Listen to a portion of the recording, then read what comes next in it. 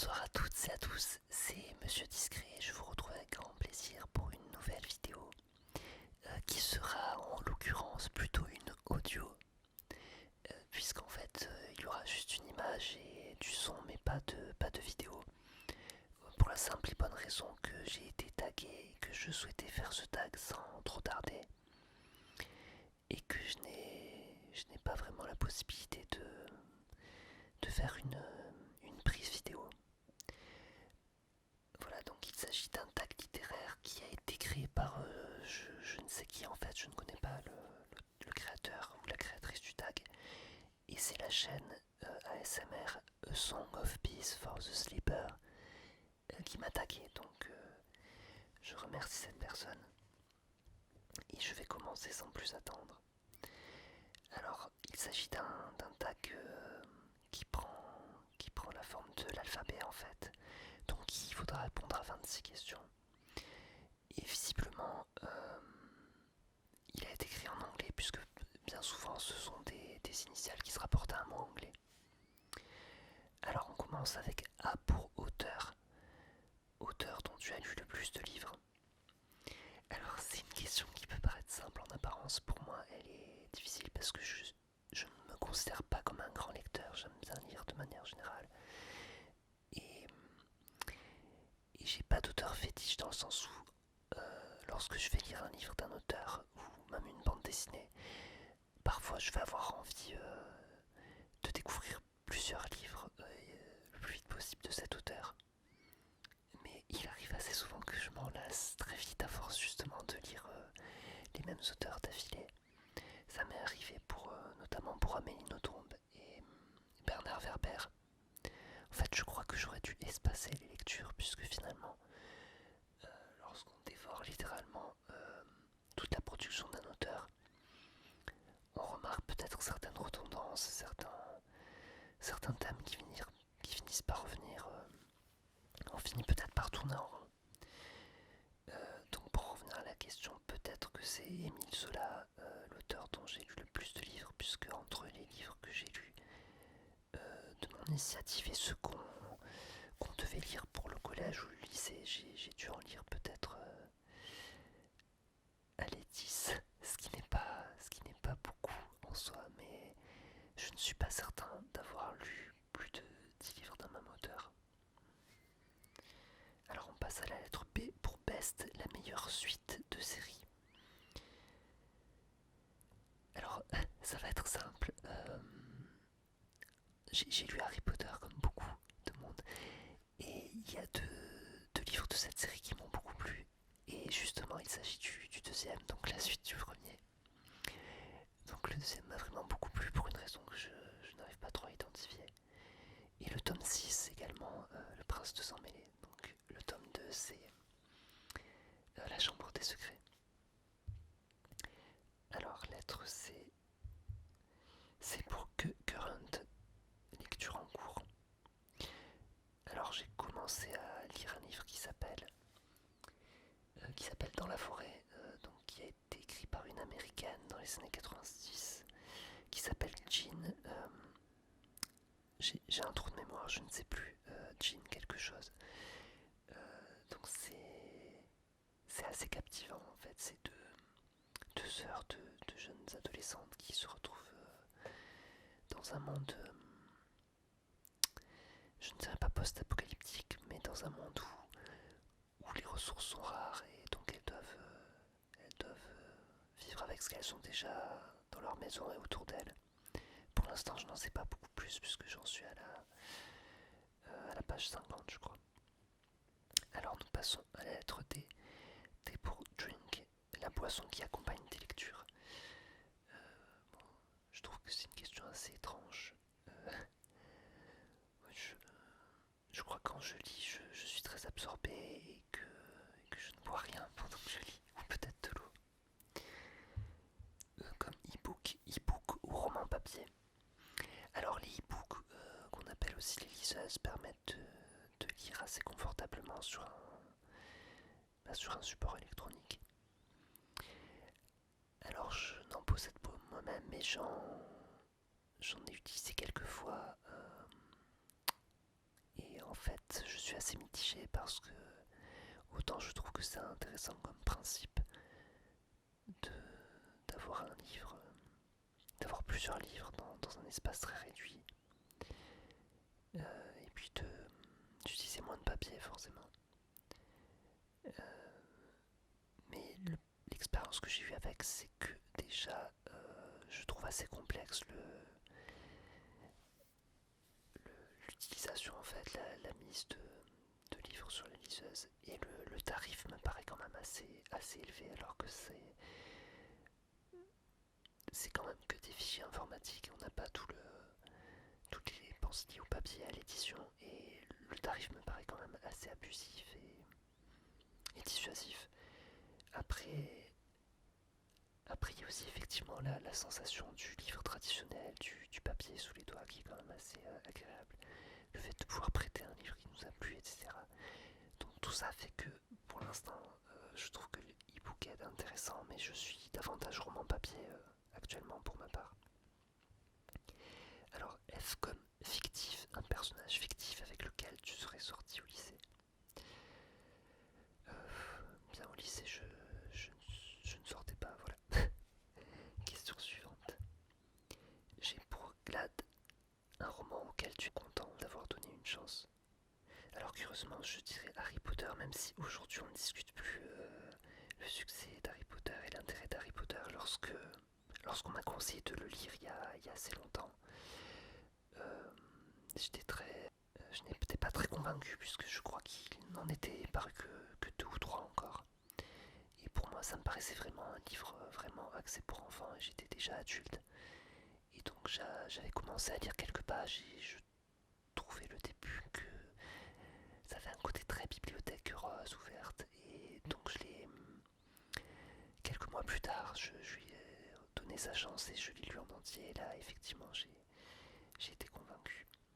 Mais de toute façon, tôt ou tard, je n'aurais pas échappé, je pense, à l'avalanche Harry Potter, puisque par la suite, ça a été un très gros succès pour toutes les générations.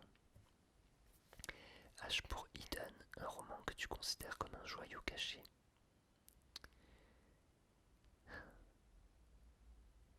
Alors, encore une question difficile, j'ai l'impression que souvent je lis des livres qui sont des joyaux cachés, mais le problème avec moi c'est que j'oublie les titres des livres que j'ai lus au fur et à mesure.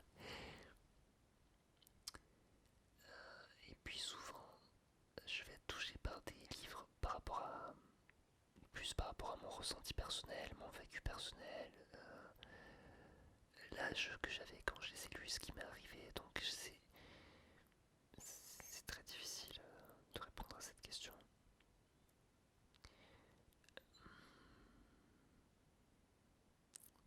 Donc un joyau caché, ça sous-entend qu'il n'est pas très connu.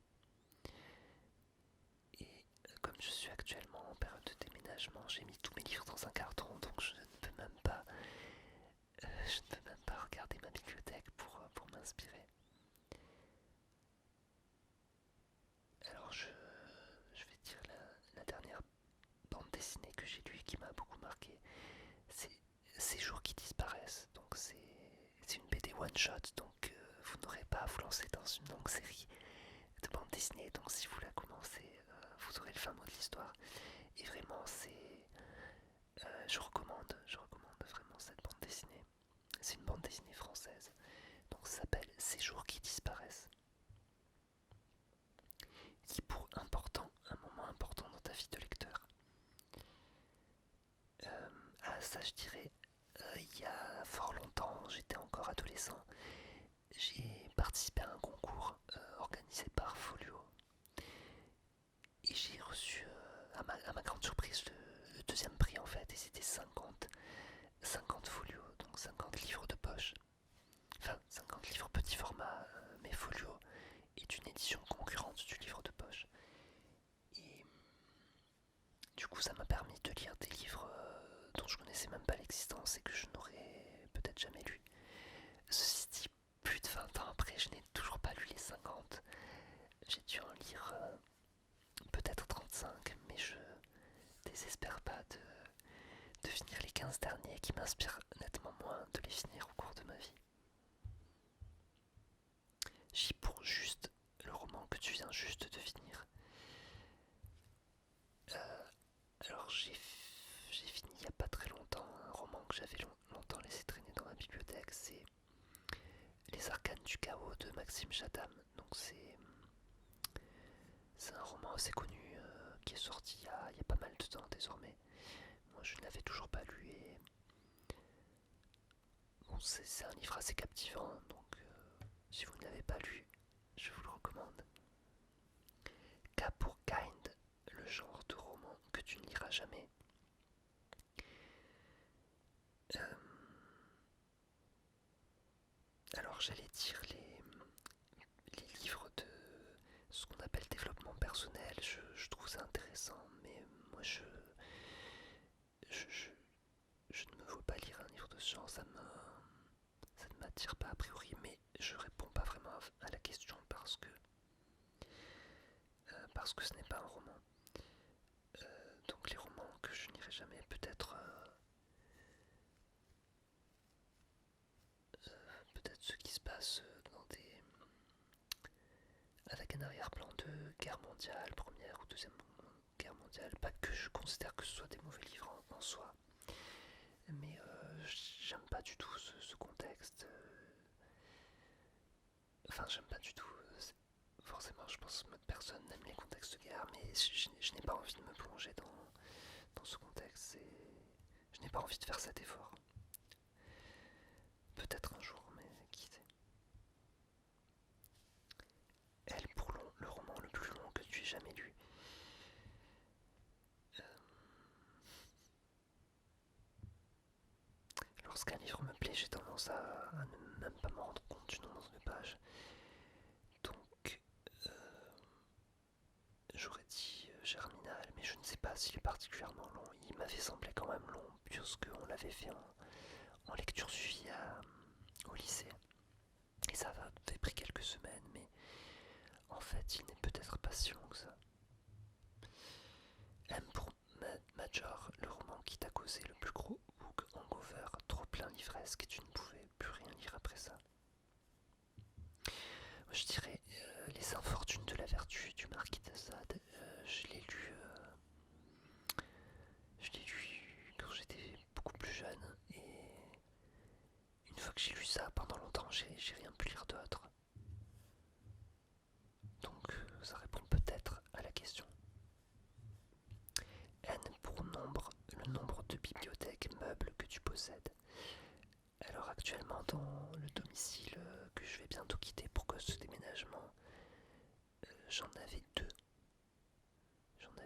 Mais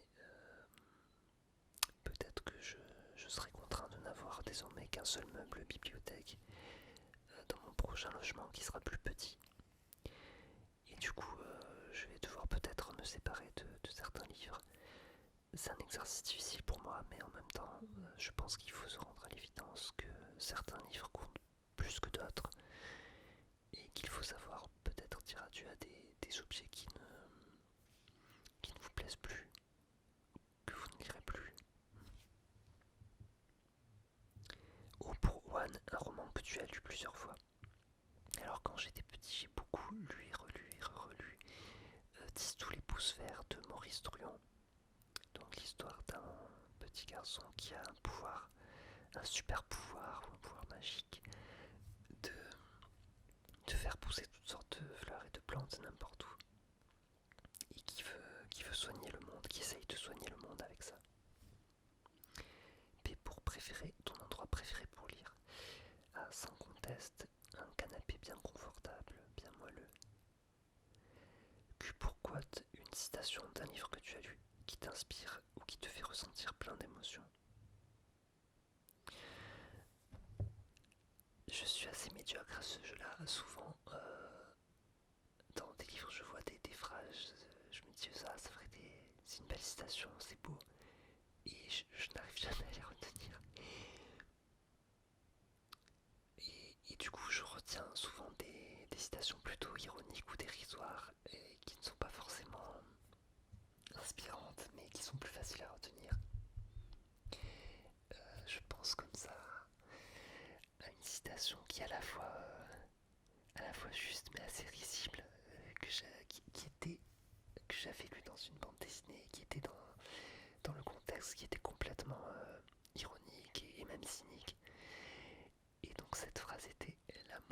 charbon ardent. Ça ne vole pas très haut, mais voilà, c'est tout ce que je pourrais vous citer de mémoire aujourd'hui. R pour regret, un regret de lecteur. Eh bien peut-être ne pas avoir assez lu. Ne pas avoir assez lu de grands classiques, puisque désormais c'est quelque chose que je n'arrive plus du tout à faire. Autant j'aimais beaucoup lire des romans de Maupassant ou de Zola quand j'étais au lycée ou au collège, autant là c'est une démarche que je n'arriverai plus à faire. Lorsque je lis, c'est plutôt des livres contemporains. Pourquoi? Parce que c'est plus facile d'accès entre guillemets, ça demande peut-être moins d'efforts et je sais, je l'assume, j'ai peut-être la flemme de me lancer dans des lectures complexes, donc souvent c'est des livres faciles d'accès que je lis. Et en ce moment d'ailleurs, je lis plus davantage de bandes dessinées que de romans. Est-ce pour série une série que tu as commencé mais jamais finie et dont tous les livres sont sortis?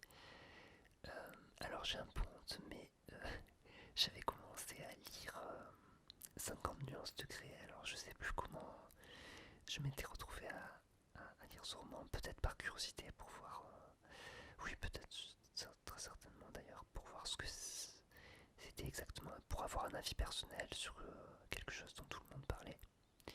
Donc j'ai commencé le premier tome et il m'est tombé des mains en fait, je n'ai pas réussi à le finir. Et je n'envisage pas de le finir. T'es pour trois de tes livres préférés de tous les temps. Waouh, waouh, encore une question très difficile. Comme beaucoup peut-être, je dirais Le Petit Prince, c'est un livre que j'ai lu tout petit, que j'ai relu à différentes périodes de ma vie et j'y reviens toujours. Donc Le Petit Prince d'Antoine de Saint-Exupéry. C'est difficile d'en trouver d'autres parce que j'ai lu beaucoup de livres qui m'ont beaucoup plu. Après, quand il faut en choisir un nombre limité, c'est très délicat. Surtout que ma mémoire n'est pas très bonne et que n'ayant pas ma bibliothèque à portée d'yeux, à portée de regard, je ne sais même plus, je ne sais même plus auquel titre penser. Apologétique, oh, mon anglais est très mauvais, je m'en excuse, je vous prie de m'excuser. Quelque chose pour lequel tu n'éprouves absolument aucun remords d'être fan. Bien, je dirais les comics. J'ai du mal à en parler avec des gens de ma génération, de mon entourage, parce qu'en fait j'ai l'impression qu'avec le temps, les gens, avec l'âge, les gens se désintéressent de ça. Mais moi j'aime toujours lire des comics, mais c'est vrai que j'en discute plutôt avec des personnes plus jeunes que moi, puisque j'ai rarement l'occasion de croiser des gens de mon âge qui lisent des comics ou qui ne considèrent pas qui considèrent que c'est un genre littéraire pas très sérieux. Je ne sais pas combien j'ai fait de négation là, mais je ne sais pas si c'est clair ce que je dis, mais bon, il était très très tard et voilà, c'est peut-être pas très clair. Fait pour Very, un roman dont tu attends la sortie avec grande impatience plus que celle des autres. Bien, je dirais qu'il y a déjà fort à faire avec tous les romans qui sont sortis en cette année. Enfin, en cette année et même dans les décennies précédentes. Donc non, je n'attends rien. W pour Roast, ta pire habitude livresque. Je pense que j'ai commencé beaucoup de livres que je n'ai pas réussi à terminer et à une époque je culpabilisais beaucoup pour ça. Maintenant, je me dis qu'il ne faut pas culpabiliser parce que si on se force à lire un livre qui a priori ne nous plaît pas, c'est c'est une mauvaise habitude dans le sens où on peut pas juger un livre si on l'a pas lu en entier, c'est délicat. Mais tant pis, tant pis. Alors X pour 10 en chiffres romains commence à compter en haut de ton étagère la plus proche et prend le 10e livre. Bien malheureusement je ne peux pas. Je ne peux pas. Alors là il me reste quelques livres que je n'ai pas encore emballés. Et que je vois un tome de l'intégrale X-Men, donc des comics, qui date de 1980. Enfin, c'est l'intégrale de 1980, mais le livre a été réédité des années plus tard. Y pour ton dernier livre acheté. Alors j'achète de moins en moins de livres, j'en emprunte davantage à la bibliothèque. Mais je crois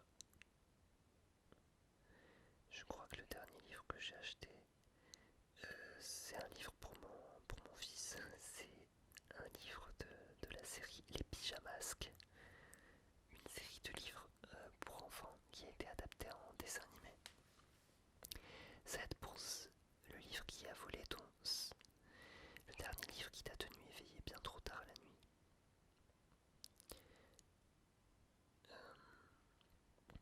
Bien celui dont je vous ai parlé tout à l'heure, Les Arcanes du Chaos, puisque c'était assez captivant et donc je voulais en savoir toujours plus et je dévorais les chapitres les uns après les autres au risque de m'endormir beaucoup trop tard.